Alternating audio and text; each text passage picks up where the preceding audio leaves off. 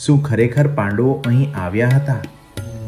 શું ભીમની ઘંટી પાછળ કોઈ અજાણ્યું રહસ્ય છુપાયેલું છે?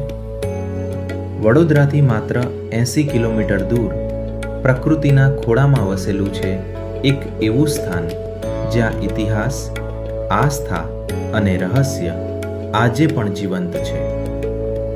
ઝાંડ હનુમાનજીનું મંદિર અને તેની નજીક આવેલું આ ગાઢ જંગલ. સ્થાનિક લોકોની માન્યતા અનુસાર મહાભારતના સમયમાં પાંડવો તેમના વનવાસ દરમિયાન આ વિસ્તારમાં આવ્યા હતા. કહેવાય છે કે અહીં આવેલી આ ભીમની ઘંટીનો સંબંધ મહાબલી ભીમ સાથે જોડાયેલો છે. વર્ષો જૂની આ કથા આજે પણ લોકોમાં શ્રદ્ધા અને ઉત્સુકતા જગાવે છે. જ્યારે તમે આ જંગલના રસ્તાઓ પર આગળ વધો છો ત્યારે વૃક્ષોની સરસરાહટ,